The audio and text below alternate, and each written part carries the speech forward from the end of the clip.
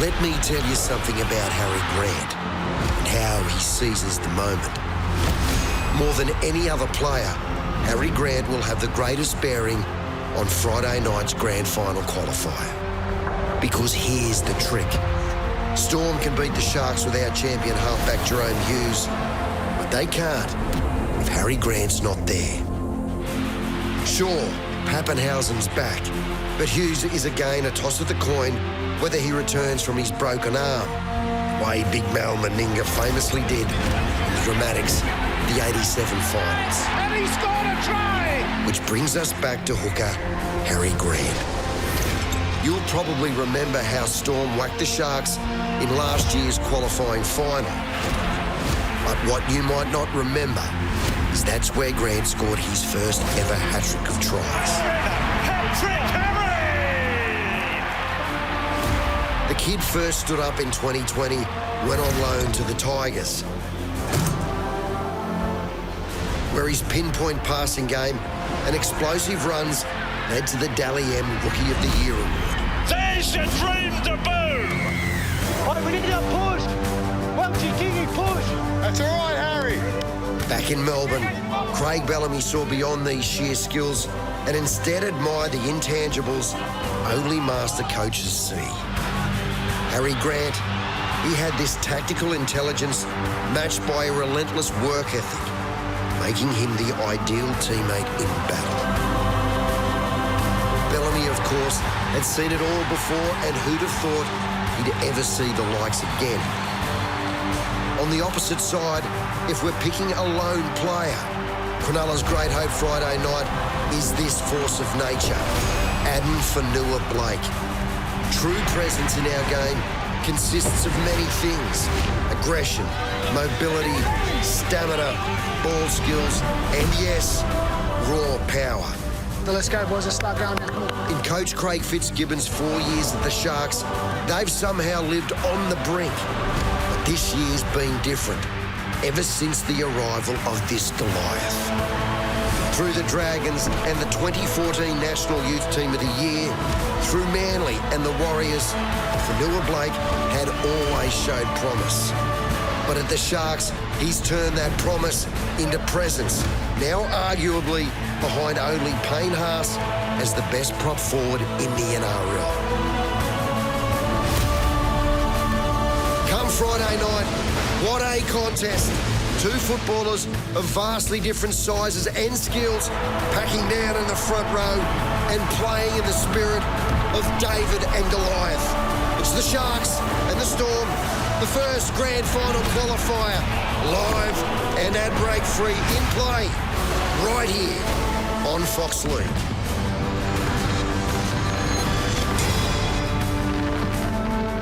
Welcome to NRL 360 Rugby League from every angle, brought to you by Regain. Joining me again, the great Gorden Tallis. Let's bring the journos in, Paul Crawley and Dean Richie. How good was that for a scene setter? The Melbourne Storm taking on the Cronulla Sharks, and Bulldog Fonua-Blake says that he fears no one. Yeah, absolutely, Braith. I spoke to the big fella down there at Shark Park for a media day yesterday. Quote unquote, I have never feared anyone and I'm not about to start now. Bite down on your mouth guard. Let's fight fire with fire, and I'm taking this game personally. This is good. This is big blocker, circa 2025. That was you in the two-shot, wasn't it? I saw that on the news last night. It was a three-shot because he was about 2 heads bigger than me. Let me tell you, let me ask you something. Did he fear you, though? Oh, he checked me over a bit, Braith. I think he was a bit intimidated, but... As a journalist, I mean? Not as a journalist. He's lucky he hasn't seen you spar Gorden in the green room. But you know what? I love a bloke that comes out pre-game and has a whack. Good on him. Yeah. He's drawn a line in the sand, Gordy. Yep. He wants to rip in, and he's basically saying, follow me, I'll lead you into battle. You a fan?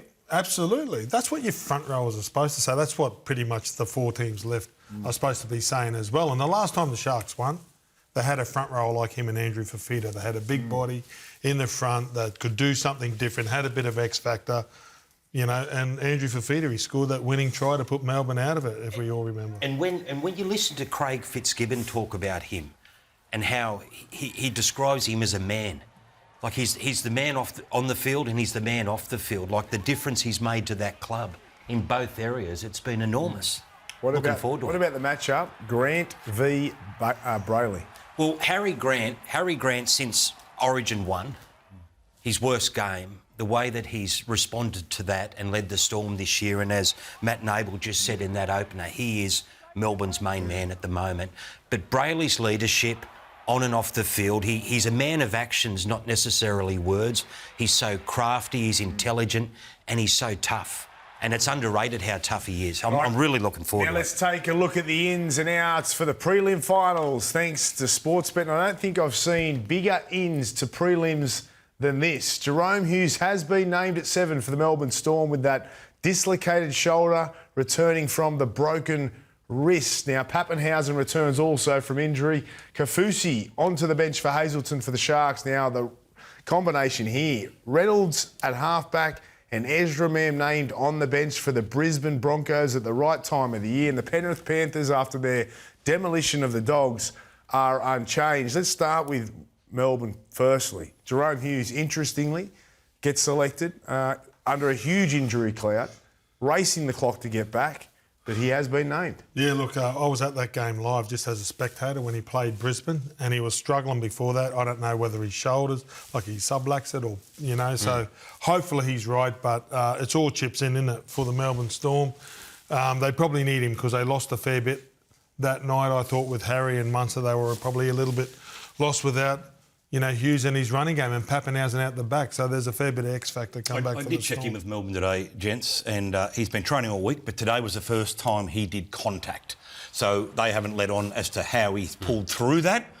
We've seen no press releases, so assume it's okay, but it's a gamble. There's no doubting. It's a significant gamble. Was Shane Webke, 20 odd days, and I played with Shane Webke in that game. He's tough, different position. One's a front rower, but Webby was in a fair bit of pain with it, right? He's going to get a fair bit of traffic. You would imagine. It was interesting listening to Cooper Cronk talk about this on the Cooper and Matty podcast the other day. With his shoulder? Well, he actually said if people would have known how bad his shoulder was going into that grand final with the Roosters, he doesn't think they would have won because they would have targeted him more. And yet everyone knows that Hughes has dislocated his shoulder and now he's got a broken arm. So you would think if Bellamy's ready to back him, Hughes has told him that he's right. There can be no excuses, but they will go after him. It's a big call too because they've got Wishart at 14, no Jonah Pezzett after his performance a couple of weeks ago. So hopefully he is fit and firing and gets through the game because they need him to win. Now, Adam Reynolds and Reece Walsh are relishing the chance to avenge their 2023 grand final loss ahead of their Suncorp showdown with the Panthers. Reece can do whatever he wants to do.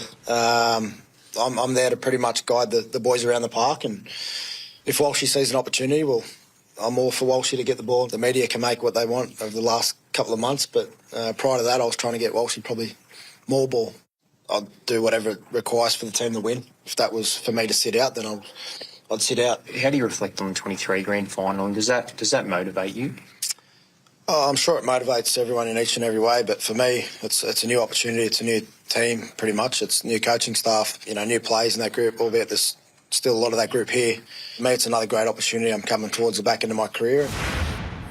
The boys were 11 men down. We were, 16 points down with 15 minutes to go, whatever it was, and a few swear words were said, and we're just like, we're just going to go after it. So everyone's got a role in the team, and Big Pano, Paddy, their job's to, kick, chase, run hard, and my job's to execute those moments. So how do you stop Nathan Cleary, mate? Like he cruelled you in the 2023 grand final. How do you deal with him? How does he deal with us?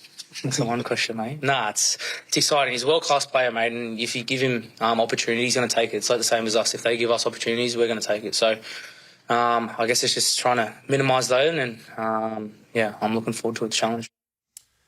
How does he deal with us? That's so good. Oh, I love that. That's such a great response from Reece Walsh. Now, the master conductor comes up against the master magician. This is mouth-watering. I loved what Walsh said then. I've had a crack at him in the past for being too cocky in different things, but that's just honest self-belief. He believes he's at the peak of his powers right now. That performance when he came on against the Raiders the other day was something special. But Cleary and what we saw from him in the first half on the weekend, who wins this battle? Is it the conductor or is it the magician? Because Cleary will pick Walsh apart in areas that won't get the same focus. Walsh is so brilliant with the ball, sometimes can be a little bit lazy in defence. Positional play too. His positional play and the way Cleary, his eyes just darting across the field last week, going from one side to the other, going back again. Well, Cleary's kicking game is going to put pressure on him more than anything else, and that's where Reece Walsh at times is going to have to be on his guard. And then if you go back to the 23 grand final a long time ago, where they made those long runs with Ezra Mem and Reece, were around Cleary's side. Yeah. So there's a battle, but every player thinks that, no one says it. I tell you what, Braith, if you're going to pit the two stars against each other, I know whose game I'd like to be backing under pressure. Nathan in the finals is irresistible, where I think Reece Walsh, as brilliant as he is, can be temperamental. I'm sure they'll sledge him, they might bowl him over after he's passed the ball. They'll be up in his grill because they know if he is temperamental that he can unravel to some degree, where the Iceman will never, ever get rattled. Yeah, he's at different levels now, though, Reece. This is career best form for him. Last two games, Mate, his 20 minutes against Canberra was 16 points. And that was on the back of the Melbourne performance too, where that's when he was things are going good. If things don't go good, that's what I want to see. You know what I took out of that? 16 points. I realise that good, but I'm saying in that period, though, I want to see Reece, if he's put under the heat, under the pump individually, how he stands up. You know how Reynolds just said he kind of downplayed the 2023 grand final and how they fell apart and lost. How is that not a motivation for these blokes, though? Because at that point, they had that game won. They had a grand final won. Surely, if nothing else, it drives them to play out the full 80 minutes in this one. It's a definite motivator. And having lost the grand final and back in the Roosters, and I've told this story a few times, but in 2010, we lost and we're in a position to win it. And then the same group, similar group, got a chance a few years later. I remember at the time thinking, these guys don't realise what they missed out on here. I was at the back end of my career. They were quite young. With 2 years later, or two or 3 years later, they won it. And it's definitely a motivator, but it's also, when you lose one, you know they're not easy to win and they're few and far between, and it hurts. So, for sure, I think they'll benefit from that loss. Even though it was heartbreaking, it'll make them a better team. Now, you said it throughout the year, Reece Walsh does have some deficiencies in his defence, and you think that the Panthers will try and capitalise on that? Just the way that Cleary plays. Cleary, this grand final play, Reece was a dummy half, wasn't he, at marker? And Cleary got him at that final moment. You've seen moments during the year, and this is not having a crack at Reece because he's so brilliant to watch, but there are parts of his defensive game that you've seen over the course of the season where, if that's Tedesco, he's going at 1,000,000 miles. You watch this, where this comes back, I think Clifford puts the kick in, and he's still standing over the other side of the field. You know what I mean? And there was a few moments in that game, and you just see these every now and then.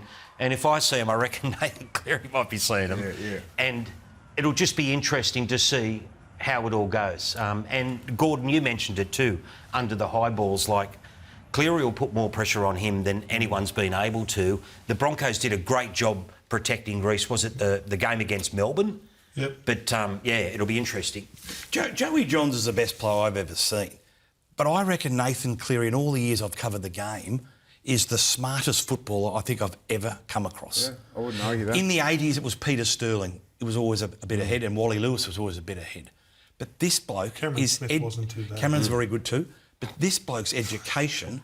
Wally Lewis wasn't too bad. I just said Wally, if you were listening, which you weren't. Mate, I got buzzer's disease. I think his education... He is unbelievably intelligent when it comes to football. Queenslanders do have a few brains as well. He is. Some of them do. I like, Gordon, what you said last night too. When you're comparing players from different eras, you've got to respect the past because right now Nathan's the best. He's the best, and he ticks all the boxes that Joey did. Is he better than Joey? It's still hard to say because they're just playing in different times. All right, what about Adam Reynolds? How big of a game is this for him? It's massive. Like, go back to that 2023 grand final. Like, he should have closed that game out. Yeah. He should have closed that game out for the Broncos, and he didn't. His kicking game went south. He switched off for that moment at the end. You know, like he'll be judged on this game. But like he said a moment ago, he's at the back end of his career. It might be his last chance. And, like we've spoken about other halfbacks in recent weeks, you know, owning these big moments in the big games. Well, Adam's done it time and again over the course of his career. He's won one grand final, right? and no disrespect, that was Greg Inglis and Sam Burgess. He had another chance with South, missed the kick, so this would be playing. And for him to say that it's not playing on his mind, when you get beaten in big games, they're always there, Braith. Well, for me it was, and I still hang on the grand final that I lost, right? And then I had to find out why I wasn't good in that game. So he was bought for this moment, and deep down he probably let the young kids down, and now the young kids have got better. I think he does need to win it. Gordy, they've been humming along without him, let's be fair. Yeah. When he comes back in, do they, as the side, adapt to Adam Reynolds, or does Adam Reynolds now have to adapt to the side? No, mate, he's got to adapt to them. Yeah, and he knows that. And he said that in that press conference. You know, he would have had conversation after conversation with Madge the last couple of weeks, and we even interviewed him here on NRL 360, asked him the question, how does he complement Reece Walsh? He said, man, I just got to give him the ball in the right spots on the field. He's an experienced player. Yeah. He's not going to overplay his hand. He's not the type of player that does overplay his hand, to be fair. And then Ben Hunt's still there, right, playing six as well. Do you think sometimes the fact that you've got these two halves who both, throughout the course of their career, have been the chief man, the chief playmaker, and I don't know, I thought when Ezra Mann came back this year, it sort of opened up Reece Walsh a bit more than he had been, and just the chemistry between Adam and Ben has to still, both blokes have to realise that the real force is out the back. Now, Ezra Mann, named on the bench, is this a gamble? I think it's a potential match winner because if there's all the focus on Reece, well, Ezra can do the same, can't he? Imagine if he comes on 20 minutes to go. Where's he coming on as? 5'8". Yeah, I think he'll come on at about 30 minutes. That's just a gut feeling I've got. That'll push Ben Hunt into dummy half, which would be strange, though, Gordon, in that Coach the Broncos have been so strong the last few weeks. Talking to Madge, or you just... Can I please finish? Well, that's common sense, isn't it? Yeah, but I'm just saying that would be strange, though, in that Billy Walters obviously is not there and Ben Hunt is being moved. So the two halves would be different, despite what the Broncos have done. Very good. That's my coaching lesson for the week. Bulldog. You can use that if you want on one of your radio shows. I want to get you a job one of up your there podcasts. You're right that you do. Yeah. You're coming on swinging today, Bulldog. Already on. It's a great luxury, isn't it? Mate. If Ezra Mann's fit, right, and from all reports, they've been running the last couple of weeks, right, and with there's a hamstring, the luxury to have a week off, like probably under the pump, they may have come back last week, but Ezra's running threat. If he comes on after 30 minutes and he's good, you know, with tired defence. He's a bit freak. Of a luxury. He's a freak. He's X factor. He had the Clive Churchill in the bag until the last 20 minutes in that 2023 game. Get it back out. Yeah. If Ezra's available, you put him in the team. It's as simple as that. Now, Madge Maguire, he copped it all year. It was a bit of a roller coaster ride, and Buzz thinks he's changed his ways. Has he changed his ways, or is he just stuck solid and it's paid off and the players are enjoying their time under Madge now? Well, it depends which way you want to think, Braith. Buzz will have you say that he's changed his ways. Others will say, no, the players have changed to adapt to Madge.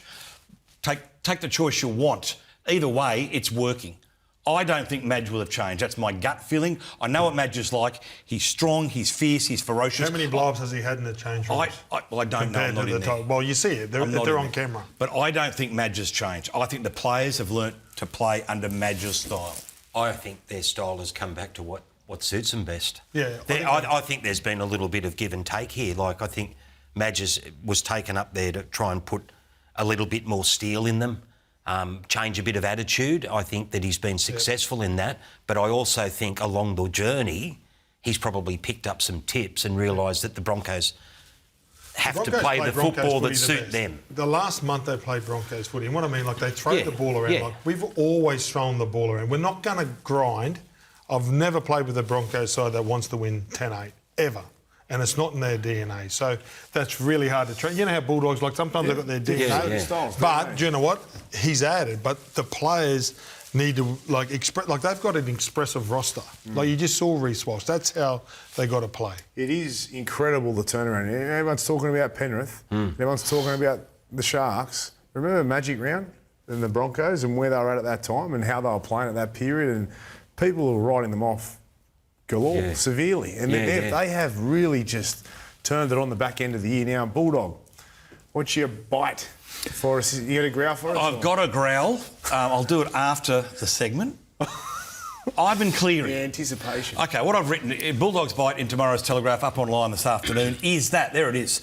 I'm saying, Braith, that if Ivan Cleary can, and there's a caveat on this, if Ivan Cleary can win the premiership this year, he's only 160 minutes away from doing so, that he will then become the greatest coach in Australian Rugby League's 117-year history. I think right now he's a bit behind Bennett, Bellamy and Jack Gibson, but I think if he wins 5 straight titles in the salary cap era, which incorporates 6 successive grand finals, I think he goes to number 1. Why don't you ever throw the St George guy in there that won 11? Because there were 4 in that era, not 1. 4 coaches. Correct. So that's pretty good. Why don't you throw all 4 in that But won even 11? if you go back through the course of history, Dog, the salary cap era now is a lot more difficult than when St George were playing. They had to go through wars in the early days. Wasn't everybody playing under the same rules? So if you play under the same rules and no one had a salary cap, isn't it the same? I get that, Gordon, but if you were St George back then, there's every chance if there's a salary cap that you would lose a Langlands or you would lose a Raper or a Gasnier. Yep. They would be forced out. But what this bloke's done, and the players that he's brought in who have just come for an opportunity, not so much money, the list that we've seen of them lose has been written 100 times. I won't go through it again. But what he's doing this year, I think this will be their greatest victory of the 5 if they can pull it off. I agree with you on that. I'm backing you, Dolly, because every week we talk about how few and far between premiership even opportunities are, let alone victories.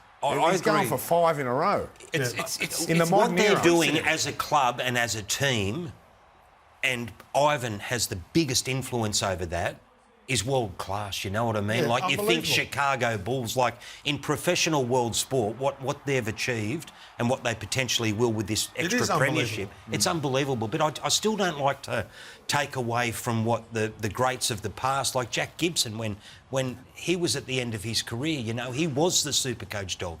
He'd won 5 premiership. 3 at one, 2 at another. No, but to say he's the GOAT, that others might have gone ahead of him. Like Bellamy for the last 20 years, you know what I mean? For 20 years, Bellamy has kept that Storm side at the top. Wayne Bennett, 7 premierships, 50 years in coaching, 50 years. But please don't mistaken the column for denigrating those blokes. I'm not. I'm merely saying that perhaps someone has jumped out of them. I think we look at eras, too often the latest is the greatest. I truly believe that. And I think when you go back over the course of the 120 years or whatever it is in rugby league history, God, there's been some great coaches. And Ivan's up there. All right, Bulldogs General Manager of Football, Phil Gould, has hit out at criticism of their mid-year changes after the club bounced out of the finals in straight sets. We made a decision that we wanted him in our club, and that's what we did. It's led to this media barrage, and a lot of it has been childish and extremely unfair. This boy was outstanding yesterday. In a badly beaten side, I thought he really showed his class. He's a real player of the future, and that's what we've bought him for. The player he's going to be, not the player he is at the moment. He's never played halfback before. He's never played halfback in any junior football whatsoever. So it's a big ask on him, and I think he's done an outstanding job. Every decision that was made in there was made by people who deal with these players every day, who coach them every day, who know the players extremely well, and I trust the people that deal with them all day, every day, not the people that take pot shots from the media. They don't have any influence over what we do. Obviously not. Phil Gould lashes criticism of Galvin as childish. Not the first time I've been called childish. Said it was a media barrage. I get called it a fair bit, actually. Blames the soft draw and says that Galvin has never played 7 before ever, yet paid big money to get him to the club to play 7 while they're coming first. Doesn't that prove that they got it wrong? Explain that to me, because that sounds to me like a huge contradiction. But so he's just conceded that he'd never played halfback, never in any course of his career, yet they brought him in mid-season when the team was on top of the ladder to play halfback. So you can't use it as an excuse now, and then on the weekend when he shifts back to 5'8", and the previous week, Galvin finds his rhythm again. Like, Gus is kidding himself on that. Like, he's trying to spin his way out of the argument. But the fact of the matter is, this is the proof, what Gus just said, is the proof that they did a job on themselves. They self-sabotage. Have your opinion, Gus. You know, come out and put your case forward. But to sort of take a pot shot at everyone who's had their opinion on the situation, the way that they went out in straight sets and act like we've been talking shit. Come on, buddy. No. You know? The reason why is the respect. Like, I've got so much respect for Gus. I'll start by saying that. So do I. he's one of the smartest brains. When he said he's the best kid he's ever seen, the rugby league guys turned to him. And then the kid on Triple M goes, oh, mate, who cares about the noise? They can all this. Well, hold on.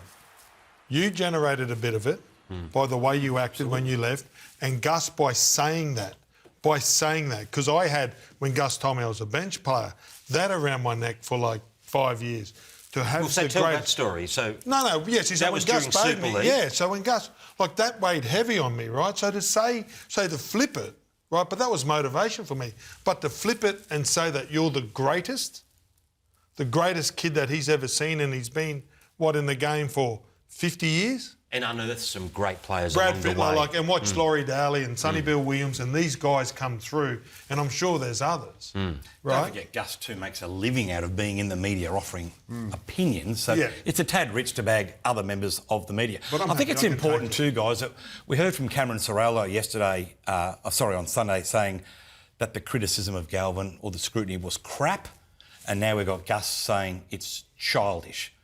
It's a smother, because they got rolled by 46 points, and maybe, just maybe, those two should look in the mirror and look internally as to what went wrong, rather than trying to shift the blame out onto the media. We all get it wrong. All of us. It's an opinion, all four of every us week. get it wrong every few times a year, whatever it may be. Every week, you go every I week. go a few times a show. Whatever, we all get it wrong, and all of us, apart from Reedy, admit when we get it wrong. But it's like Gus has got it wrong lots of times in the past, and he'll get it wrong more moving forward. It's okay to admit it. It's okay to say, yeah, we made a mistake. We probably shouldn't have went that way or the other. They're probably making 100 decisions, aren't they? Yeah. I've got some bad news for him, though.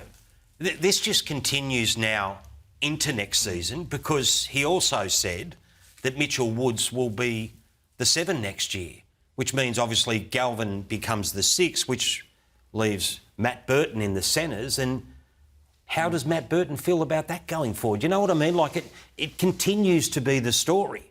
And they've created it, not us. As you said, Gordon, Gus created this with his initial column. Cameron Ciraldo backed it up by changing his team around, and then now, after what they've endured this season, they go back to square one. We did get an admission, though, that he's not a halfback. Yeah. So finally, Gus has admitted he's not a halfback. He might be a 13, the kid. Braith's right, though. If he's not a halfback and Gus has come out and clearly said it, then why was he picked halfway through the year in the position he hasn't played before, in a side that's leading the competition and surging into the finals? And why did they get rid of the 7? And got rid of the bloke who had done a very they put professional him in a 6. job. Did they think they could turn him into a halfback? They think that he was a halfback and they got it wrong. I don't think anyone ever really had a go at Lachlan Galvin's talent. And we all realised he's a 20-year-old guy out there doing his absolute best. And whether it's by his design or his manager's design or the Bulldogs, he's been thrown into a very difficult situation. And what he's done has been incredibly brave. However, they've turned it into that people are criticising him personally and him as a player. No. We're just critiquing him as a halfback and why the Bulldogs made that decision. And it's not about Lachlan Galvin for us. Exactly, and that's what... See, Gus is trying to swing the conversation to get a little bit of sympathy for Galvin and take the focus away from the fact that he and Ciraldo have led this campaign to sabotage their own season. And yet, you listen to Cameron after that game and he just won't admit it, mate. He will not admit it until he's blue in the face, despite the fact so many, and not just the old journos, so many really great judges like yourselves and all the people around the game are sit there and asking the same questions. All right, I want to go back to Burton, because this is an interesting one. If Woods does play 7, which is expected, Galvin to 6, where does that leave Matt Burton? You've got Crichton, you've got Sherry. Connor Tracy, is he the 4 guy? Do they put Crichton or Burton at fullback? Do they test that out? Where does that leave Matt Burton? There has been rumours around Perth, Bears, not too sure how... Cowboys. Is that right? You've heard that as well? There's rumours circulating. It's just rumours. Yeah, I know they're rumours, but is he a chance of being moved on or leaving, or just changing positions, or what? Braith, I haven't made official calls on it, but certainly there's a lot of speculation around it. What's your gut feel? I think he might get moved on at some point in the next year or two. Burton? I think so. So was that a mistake then, what they made? in signing him or in playing him in the centres? Well, didn't they buy him to play 5'8"? He's won a Premier. Burton was one of their best players at centre. So I don't think he's what? No, I'm talking about the Dogs. Didn't they buy him to fix the joint up? We go back to the fact that Galvin is a really, really exciting talent, okay? And as a 5'8", even more exciting than a halfback. But is he a better 5'8" than Matt Burton at this stage? Like, his kicking game is not ready to take over from Matt Burton. It's just not. We saw on the weekend, he has not got the kicking game to be elite at that level. Burton is the bloke. If the Bulldogs are going to return to their best next year, surely Matt Burton is the 5'8", but it doesn't sound like it will be. They've just got a couple of pieces of the puzzle to fix there that have got more complicated now as this year's unfolded, because we know they're going to be there again. I'm confident they're going to be top 4 again because they've got the team to do that. Also, but it's like, what do they do? Do they put Crichton at fullback? I wouldn't move Crichton because I think he's the best centre in the game. I actually said earlier in the year I wouldn't mind seeing Burton at fullback because I see him like Latrell Mitchell in a way. And with Burton, he's not a game organiser, so get him on the ball. You want him to run the ball, he's a big body. Then his support play, he's on the ball more touches. He can still kick effectively from fullback the way that he has. It just brings him into the game. I don't know if it's an option, but... It's a good option. What about Carraz at fullback? An option? Yeah, that's an option too. But then, then what do you put? Silky skills, hasn't he? Yeah, he does. I think.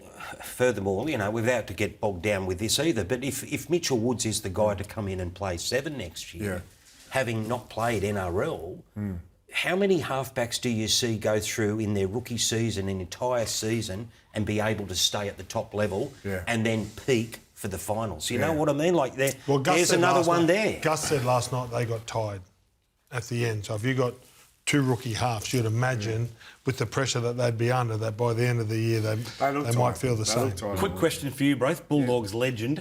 Is the season, in hindsight, disappointing, a failure, or did they overachieve? I don't think it's on any of them. They didn't fail. I thought it was a successful year.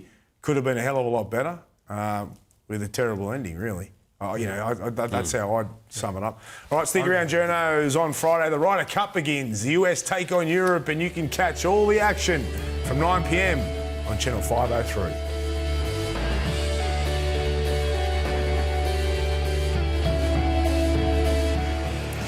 Welcome back tonight. It's Ray Hadley's face-to-face with Craig Bellamy and Mark Nawaqanitawase to quit the Roosters at the end of next year and rejoin rugby union. Can you believe it?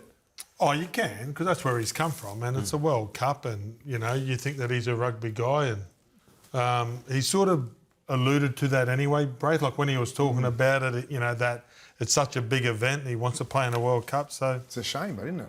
It's a shame, yeah. He's been so good for Gordon, the rugby league. Unbelievable. You probably can't comment on this because you're going to be a Kangaroo Tour assistant coach. But his decision today, if he wants to go back to rugby, that's fine. He goes to French rugby, picks up the big money. I've got no beef at all. But he cannot go on that Kangaroo Tour. He has chosen to play rugby with an avenue to coming back to playing in the 28, is it? World Cup? 28.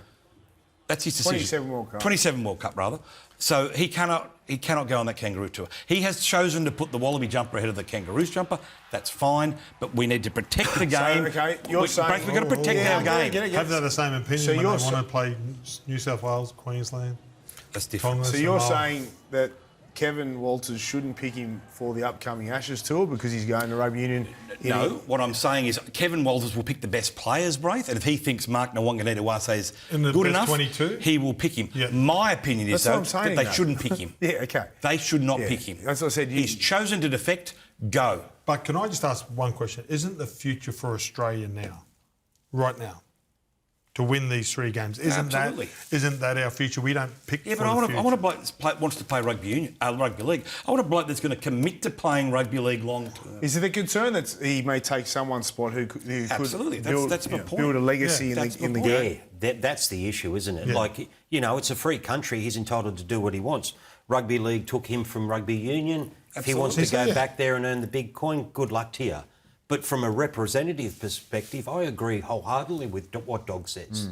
I would rather that jumper go to someone that wants to be in the game and build part of the Kangaroos, not just for this year, Gordon, but for future years. It's a tough time for the Kangaroos at the moment. The amount of players that they're losing to the Pacific Asian countries and everything like that. Like, pick guys that want to pick and stick. It's such a grey area with people wanting to play State of Origin and that. So the sooner they make the rules that if you don't want to play for Queensland or New South Wales, and I'd also like to see people rewarded. You know, like, so you've got some outstanding candidates there, haven't you? Zach Lomax, Xavier Coates. You know, you've got Addo Carr's had a great season. Hey, there's some guys.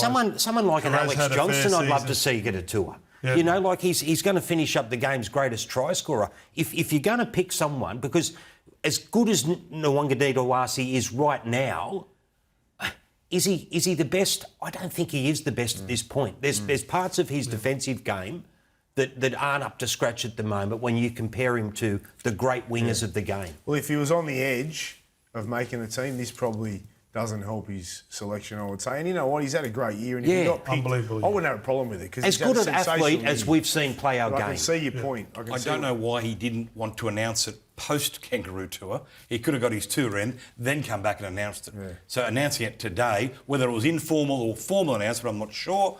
But the fact it's emerged today means, in my opinion, there goes the green and gold Kangaroos jersey. All right, Doggy, you spoke to Victor Radley at St Vincent's Hospital today. He made a big donation. He did. I spoke to Victor, had about a 10-minute chat with him. He made a donation of $30,000 to the cancer research out there at St Vincent's. He's hurting Braith, as he should. He did the wrong thing. Victor conceded that. He said he's hurt his family, he's hurt his club. His lovely fiancée, Taylor's 32 months pregnant.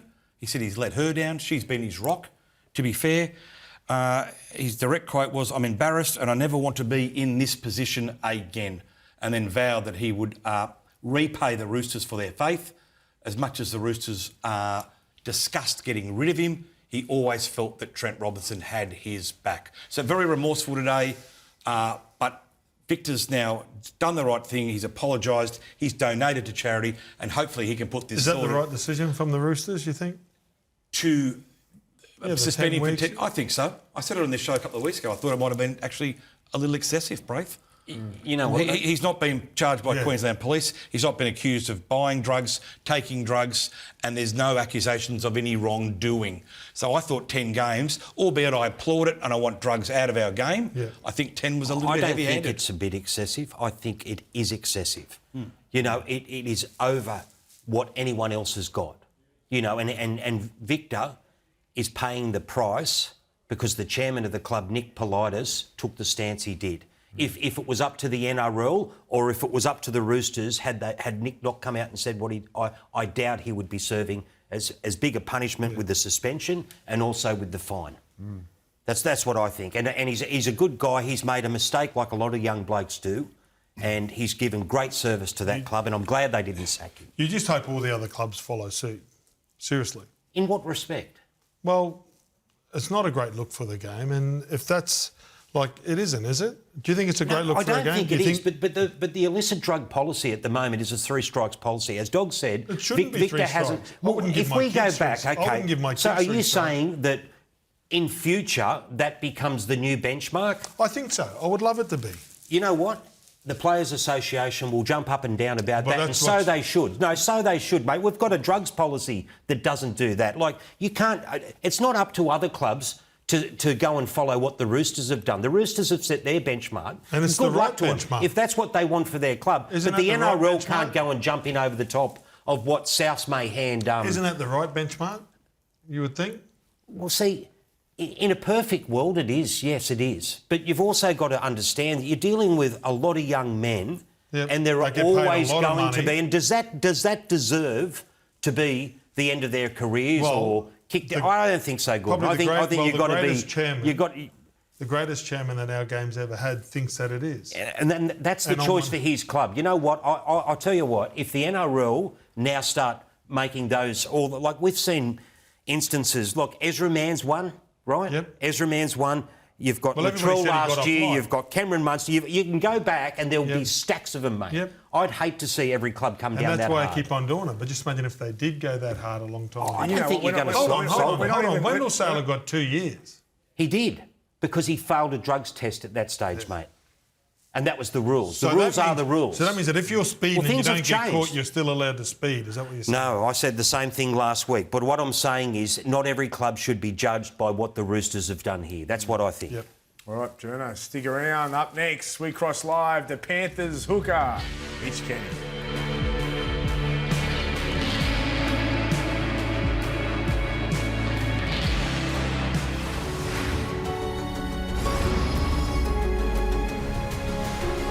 Have been everywhere the ball is going to go to. Yes, it's been that kind of afternoon.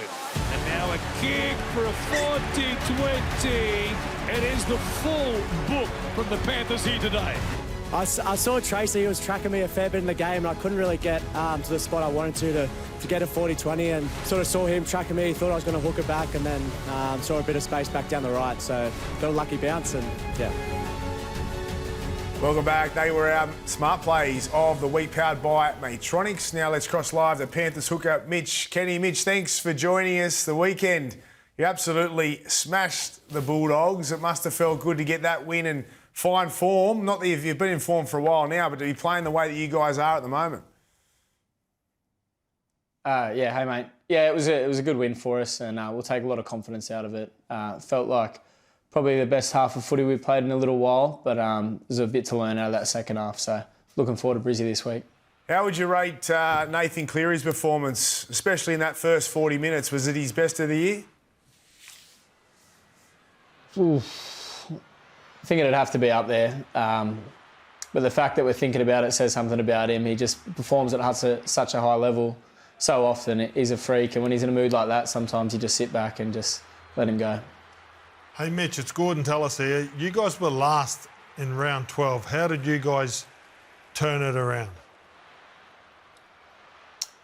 Mate, a lot of hard work. There was always belief there, but belief and actions are two different things. And, you know, it just took a lot of stacking good days at training together to start to get performances, and they resulted in wins, and we started to get a bit of momentum. And, yeah, we're in the doldrums there for a while, but, no, thankfully it turned. Mitch, Paul Crawley here. Was there any particular moment where either Ivan said something or you guys got together at a group? Like, if you look back on the season, was there something where it just went, bang, we can pull ourselves out of this and this is how we're going to do it? Yeah, it was probably after the game in Bathurst against Newcastle. There was a good opportunity for our club to show what we were about when a lot of our Origin players were out, and we had a horrendous performance and we got smoked out there. And I think we came back to Penrith and we had a really honest review after that, and we probably trained harder than we had in a long time and sort of drew a line in the sand there, and I think that was the sort of turning point for our season. Mitch, it's Dean Richie. A bit of scuttlebutt around that the players may have put a self-imposed ban on discussing the 5-peat. Is that true? Sorry, say that again, mate.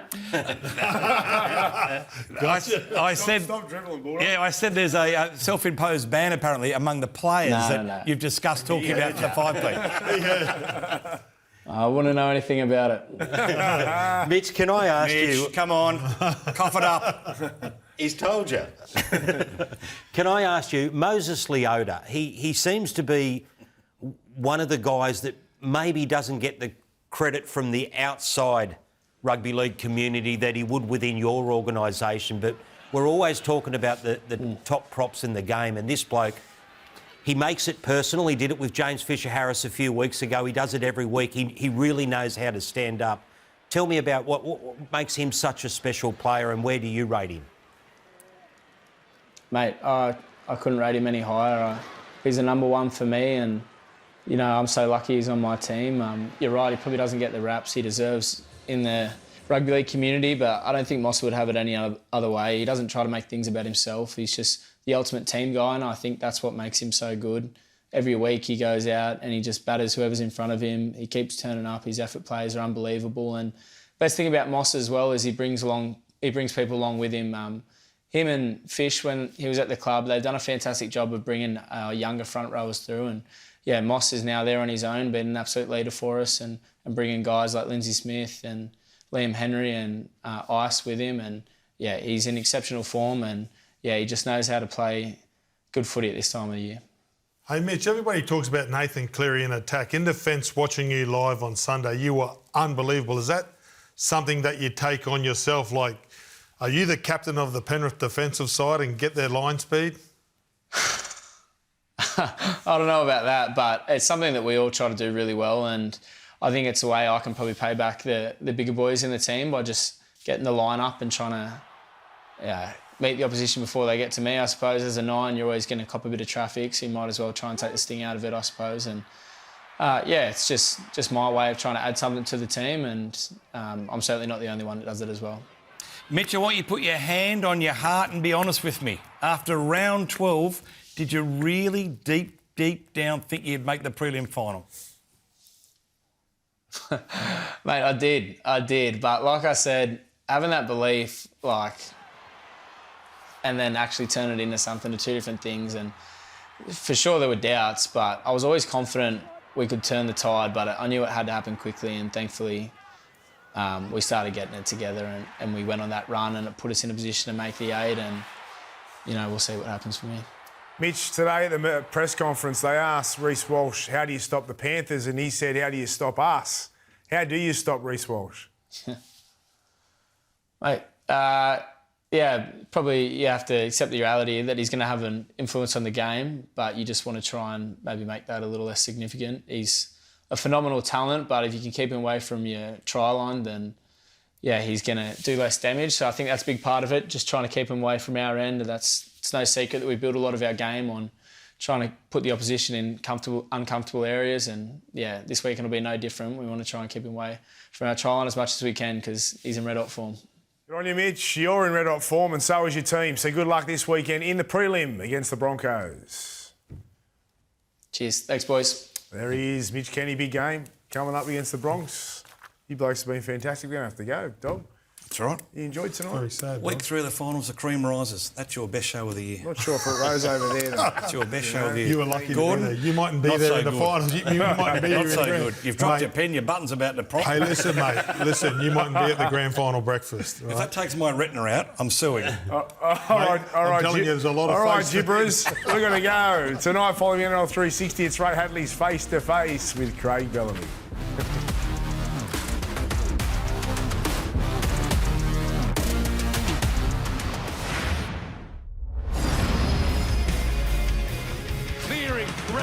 Throws a dummy, gets it to Toto, kicks back in field.